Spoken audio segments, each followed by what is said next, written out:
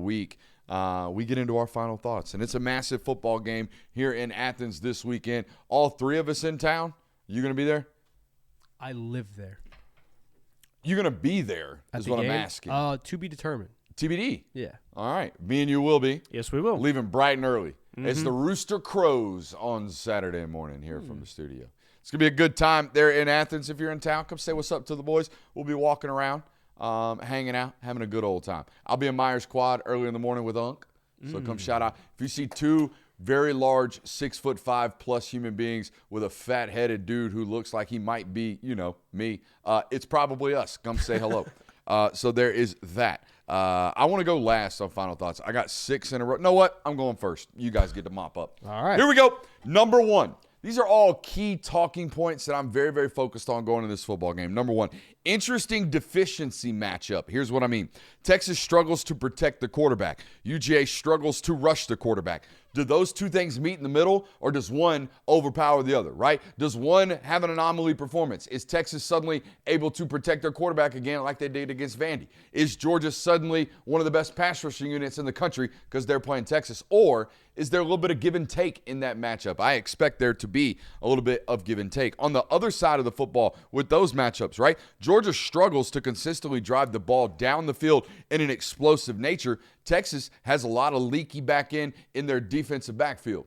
Okay? It's very, very strugglesome back there. It's very, very worrisome if you're actually watching tape. They got a lot of people running free deep down the field. Does Georgia find a way to end up explosive in that back end? Number 2 thing I'm paying attention to this weekend.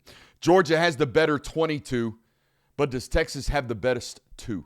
And here's what I'm talking about. Top to bottom, bar for bar, I think Georgia's roster is better. I think they're superior. I think they're playing better. They're playing more collective football. The 22 football players, the 11 starters on offense, the 11 starters on defense are playing better ball at Georgia. That being said, I feel like Arch Manning won that football game against Mississippi State. It didn't matter if they didn't have the better 22. They had the better player. All right, against Vandy, it didn't matter if the back end of that defensive backfield was a problem. They had the best player in Colin Simmons. They have 2 players in Arch Manning and Colin Simmons that have played such incredible individual football that they didn't need the best 22. Is that going to show up in this football game as well? I'll be paying attention to it. We talked about it a lot last night, tackling the flats. Both these football teams do a lot in the extension of the run game, or as most people call it, the quote-unquote screen game. By the way, for me, the separation of that, is it a bubble screen, meaning are there 2 wide receivers blocking 2 DBs and we're getting the 3rd wide receiver the ball?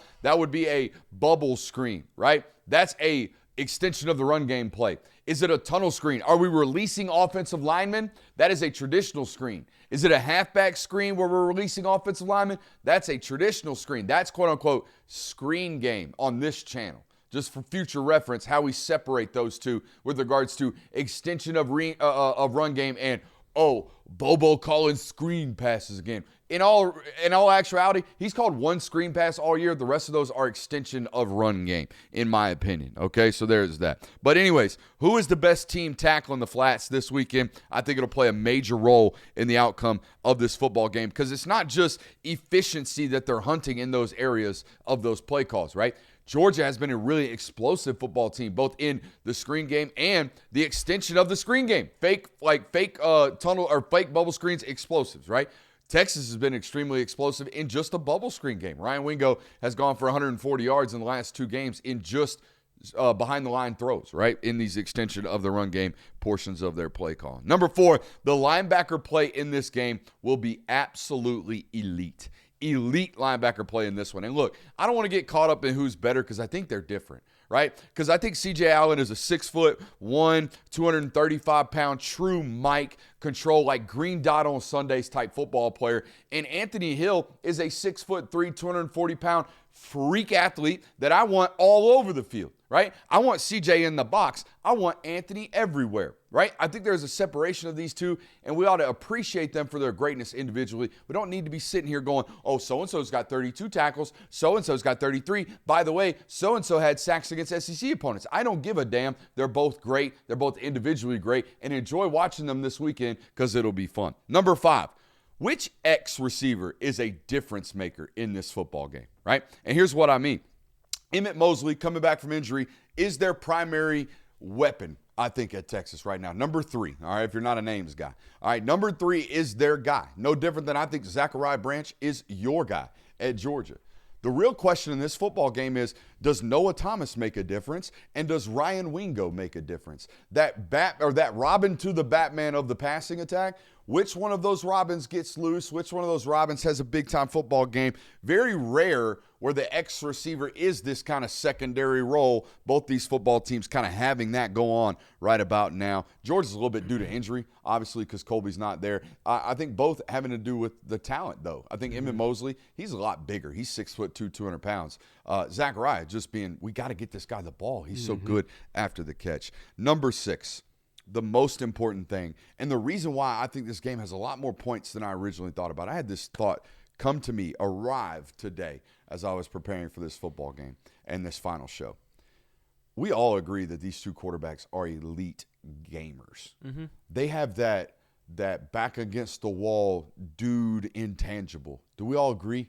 Like, we've seen it. Both have shown it this year. And it's not, we're not projecting this stuff. We've seen it. It's statistically there with Gunner. It's 85% in the fourth quarter. With Arch, it's the last 6 quarters, but really it's how he's closed these football games at the quarterback position. Guys, I think we're going to have a third and fourth quarter where we see these two elite gamers, elite competitors, back against the wall guys, absolutely ball out, go bar for bar, shot for shot, and we have an explosive, fun third and fourth quarter. I think we could be in for a show. Both these two quarterbacks are so great in the clutch. I think we could see something fun happen Saturday night. I think people would love nothing more than that to watch, like, at least like from a collective standpoint of college football fans, to watch those two quarterbacks go after it late in that game.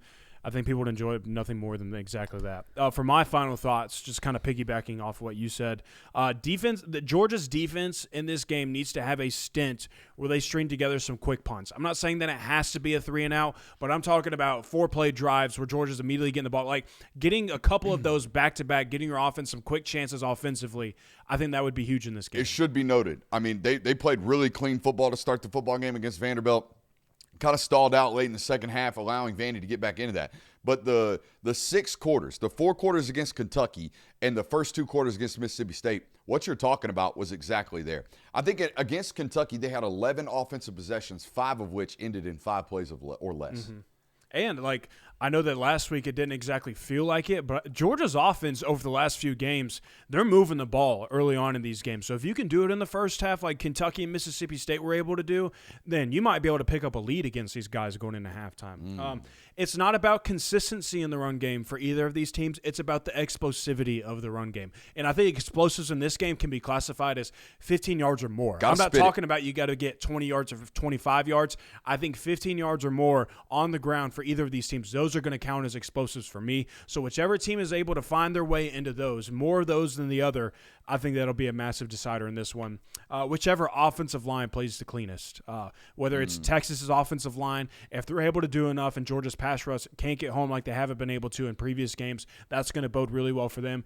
And then for Georgia's offensive line, you can kind of neutralize Colin Simmons as much as you possibly can. If you can really get that run game going, I think whichever one is able to do that the best, that'll be another big decider. Then my final one for both teams, yards after the catch is going to be a massive determining factor in whoever wins this game for me, whether it's Zachariah Branch for Georgia or if it's Texas being able to pick up yards in the flats or on screen game. If they're able to find extra yards there, whichever team is able to find more of that, that'll again be a big determining factor. New show rule. 5 push-ups if you mention Zachariah without saying Yachariah. It's Yachariah, we're going to make it stick. But he did say that he wants to be called Zachariah. Well, no, he prefers Zachariah over Zach. He has yet to state whether or not he prefers Yachariah or Zachariah over Yachariah. Well, there's a good chance you get to ask him on Saturday. I might. How do you feel about Yachariah? Yachariah. How do you feel about Yachariah? All right. My final thought is going to differ from yours a little bit, Brooks. And it's because I'm not necessarily convinced that the last 5 to 6 quarters that Arch has put on tape against Mississippi State and Vanderbilt are enough to convince me that he has ridded himself of the mechanical issues, the decision-making issues, and all the other issues that we thought we saw with him throughout the first 7 games of the season. He has played great in these last 2 or game and a half. And if he does that against Georgia, they're going to have a very, very good chance to win. But the lead up to this game kind of feels like when he threw for over 300 yards against Sam Houston. It was the Arch is back, Arch is here. He's finally found his swagger, and then lost to Florida 2 weeks later. More than it does, it feels like, oh, he's fixed now. He's the elite gamer that we think he is. I'm just not convinced that. Now, there is absolutely an avenue for him to prove me wrong in that regard. I'm just skeptical of that. With that being said, I think the avenue for Texas to win this game relies in them making havoc plays and forcing turnovers, which they are absolutely capable of doing. They have one of the better turnover ratios in the country. They have Colin Simmons and Anthony Hill. They're going to be able to heat up Gunnar Stockton at some points. I think that there is an opportunity here for Texas to win this game. I just don't know if it's necessarily going to be on the back of Arch Manning playing the game of his life.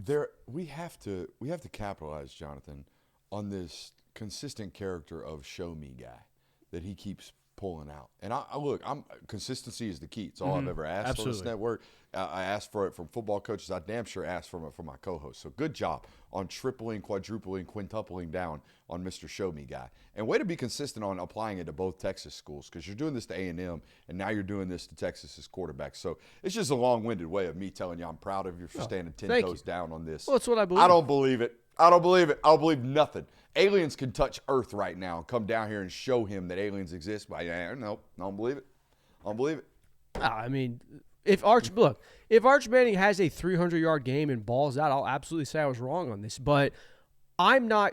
I think that we as media and people, and just in general, it's human nature. You fall in love with the last things you've seen, or you hate the last things you've seen. It's why every time a quarterback loses a game, they demand that he tumbles off of your top 10 list, like stuff like that.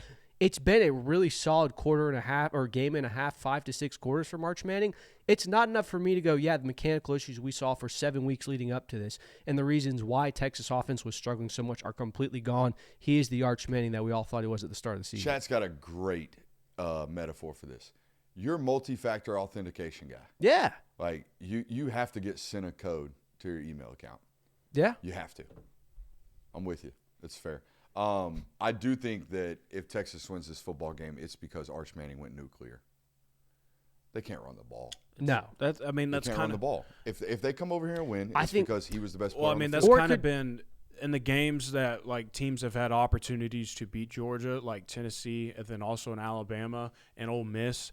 It's because the quarterbacks had incredible days through the air. So it is like that. The trend backs that up. Need I also remind us though? The way Georgia beat Texas in Austin last season wasn't necessarily they just outplayed them for 4 quarters. They just had their way. It was two really opportune turnovers that gave you short fields that ultimately gave you a 23-0 lead that you were able to hold on to. This could happen for Texas the other way around. Wasn't there a funky couple of punt situations there too where their punt returner let a ball hit and they got pinned inside their 5 multiple times? Yeah, I think so. There's a couple of things like that happened. So, yeah. Hey, it's been a great week of shows this week here on the network. Make sure you're hitting that thumbs up button on your way out. If you haven't subscribed already, make sure you do. If you haven't told a friend, if you haven't called a friend that loves ball and said, man, do I have good news for you? There's a place for all of us. It's the Film Guy Network. You need to. Spread the good word, for there is a ball knower. We'll see you on Sunday. Yeah! Hey, I want to take a quick minute to give a shout out to our friends over at Sleeper. What a great time to be here on this network this year, but also a great time to be with our friends over at Sleeper. Go over to Sleeper today, the #1 place for daily fantasy and prop plays. Sleeper Picks is a real money product that connects friends over picks. Choose 2 to 8 of your favorite players from pregame, live, or even across different sports. Pick more than or less than the predicted stats. It's that simple. On Sleeper, you can get up to 100x payouts, share with your friends, and get rewarded today. Use promo code Brooks, as you see on the screen, on Sleeper and get 100% deposit match up to $100. Again, that's sleeper.com/promo/Brooks. Terms and conditions apply. Boys, as you know, we're about 28 minutes at the time of this ad read from the kickoff of NFL Sunday. So go ahead, run over to Sleeper right now. I'll give you permission to leave the stream actively. Go over to Sleeper, get a play in right quick, and get paid. We appreciate those folks over there at Sleeper. Again, that's promo code Brooks over there on Sleeper.